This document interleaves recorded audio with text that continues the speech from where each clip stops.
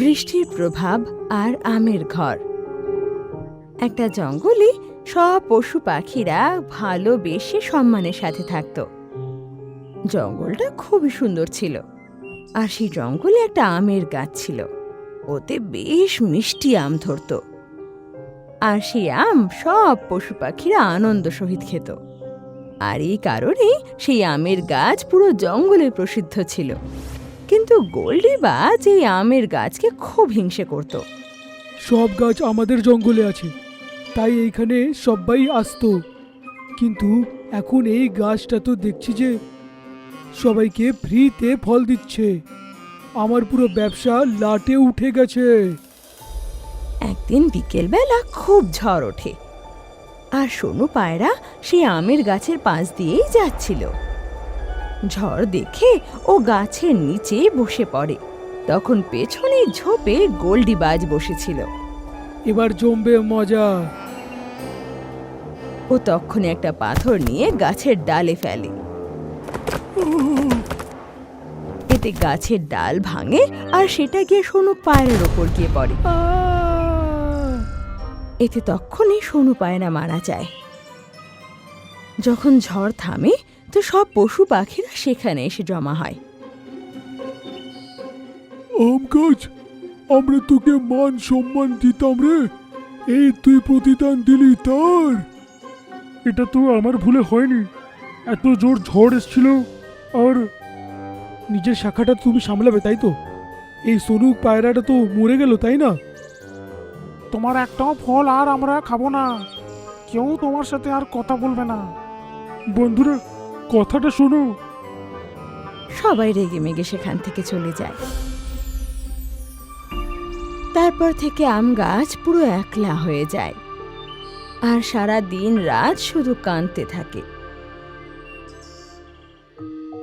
সেই জঙ্গলেই মিনু পাখি থাকতো, তার সাথে তার 3টে বাচ্চাও থাকতো। সোনারা, কোথাও যাবি না, আমি তোদের জন্য খাবার নিয়ে আসছি এক্ষুনি। আস্তে আস্তে কিন্তু সন্ধে হয়ে যাবে আমার। মা, সবাই তো কিছুক্ষণের সময়ের মধ্যে ফল নিয়ে আসে, কিন্তু তোমাকে এত সময় কেন লাগে আমাদের ফল আনার জন্যে? বাবা, আমের গাছ ছাড়া যে আমাদের জঙ্গলে আর কোনো ফলের গাছ নেই।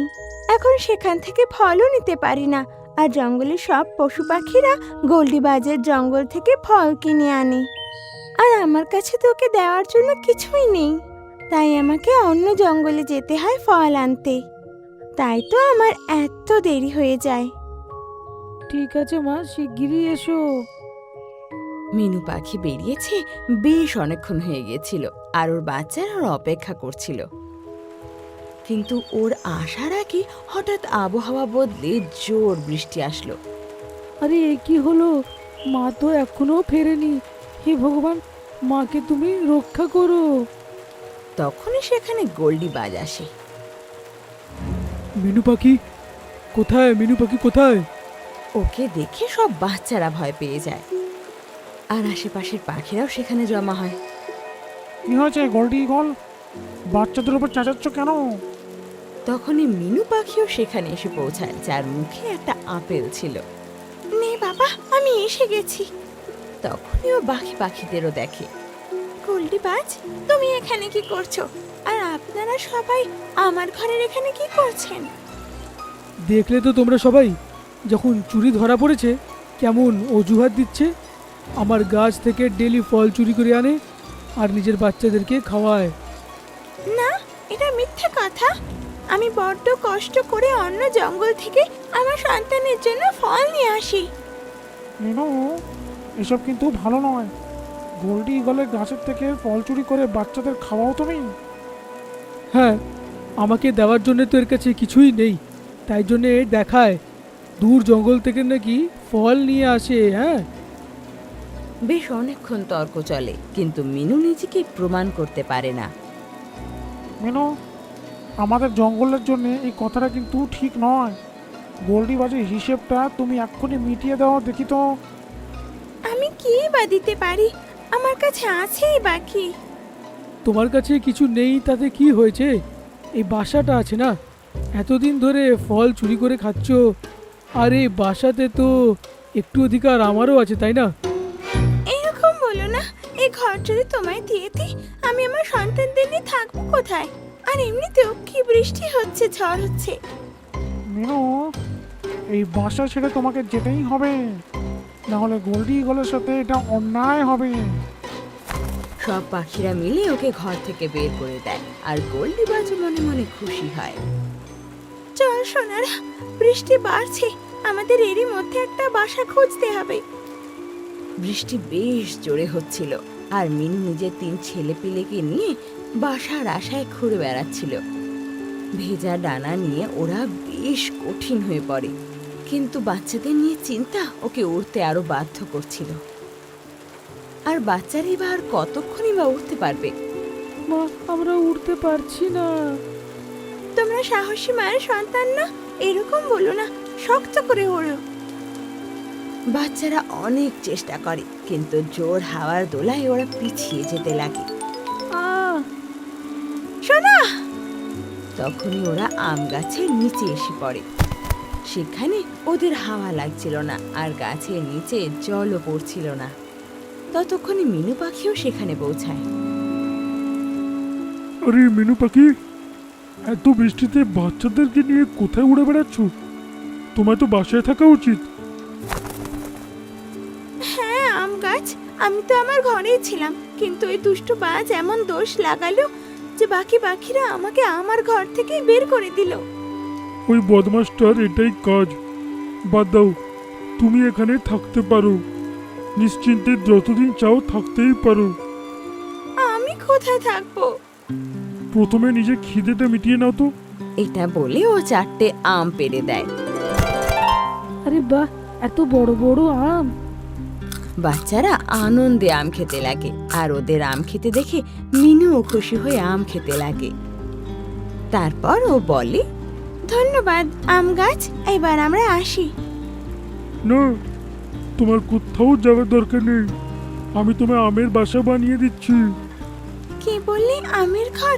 সেটা কি করে? এই দেখো। এটা বলে ও অনেকগুলো আম পেড়ে ফেলে, আর সেটা দিয়েই একটা ঘর বানিয়ে দেয়। আরে বাহ, এটা কত সুন্দর ঘর দেখাচ্ছে। মা, আমরা কি ভেতরে যাই? কি বাচ্চারা, তুমি আর মিনু এখানে নিশ্চিন্তে থাকতে পারো। এটা শুনে বাচ্চারা খুব খুশি হয়, আর মিনু সমেত সবাই ওই ঘরে ঢুকে পড়ে। ঘরে বসার জন্য আমের চেয়ারও ছিল, আর সেখানে একটা জানলা দিয়ে বাইরের দৃশ্যও দেখা যেত। আম গাছও দেখতে পেত। তুমি খুব ভালো গাছ গো, তোমাকে অনেক অনেক ধন্যবাদ। আম গাছ খুশি হয়ে ওঠে। অন্যদিকে বাকি জঙ্গলের পাখিরা খুব চিন্তিত ছিল। জঙ্গলে বন্যা হয়ে আসে, সবার বাসা ভাঙতে লাগে, আর ওরা এদিক ওদিক দৌড়াতে লাগে। ওই দেখো, আম গাছের কাছে একটাও জল ভরেনি, চলো আমরা সেখানেই যাই। সব পাখিরা তখন আম গাছের কাছে গিয়ে জমায়েত হয়। তোমাদেরকে এতদিন পরে দেখেছি, খুব ভালো লাগলো জানো। তোমার কাছে তো আমরা কোনোদিনই আসতাম না, কিন্তু বৃষ্টির কারণে আমাদের বাসাটা ভেঙেই গেছে। কিন্তু আশ্চর্যের ব্যাপার এটা হচ্ছে, তোমার এখানে একটুও জলই জমেনি। তখনই ওদের নজর আমের বাড়ির ওপর যায়, যে জানলা দিয়ে মিনু তাকিয়েছিল। আরে, মিনু পাখির কাছে বাসাটা কি করে গেল? এ কি করে থাকছে? আমি তোমাদের জন্য এরকম বাসা বানাতে পারি, কিন্তু সবচেয়ে প্রথমে একটা জিনিস বলতে চাই, আমি কিন্তু সোনু পায়রাকে মারিনি। ওই দিন ওই গোল্ডি ঈগল আমার কাছে ওই ডান্ডাটা নিয়ে এলো, আর ওটা সোনু পাখির কাছে ফেলে দিল, তাতে ও মরে গেল, আর সবাই আমাকে দোষী ভেবে নিল। এটা শুনে সব পাখিরা অবাক হয়ে যায়।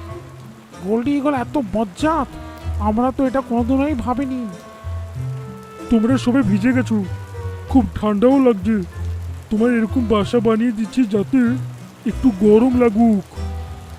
এটা বলে আম গাছ আবার অনেকগুলো আম পেড়ে দেয়, আর সেই ফল দিয়ে 4টে আমের ঘর বানিয়ে দেয়। আরে বাহ, কি সুন্দর বাসাগুলো! কিন্তু এই ঘর নিজের থেকে তৈরি হয়ে গেল কি করে? তোমরা যখন এখানে আসা বন্ধ করে দিলে আমার না খুব খারাপ লেগেছিল। প্রতিদিন আমি কাঁদতাম। তখনই একদিন হঠাৎ করে একটা পরী এইখানটাতে চলে আসে। সে আমার আম খেয়ে খুব খুশি হয় আর আমাকে বরদান দেয় যে আমি কোনোদিনও কোনো সমস্যায় থাকবো না আর কাউকে নিজের আম দিয়ে সব সময় সাহায্যও করতে পারবো। হ্যাঁ, আমাকে ক্ষমা করে দাও গো গাছ, আমাদের অপরাধ হয়েছে, আর এইসব বাসার জন্য ধন্যবাদ। এটা শুনে গাছ খুশি হয়ে যায়।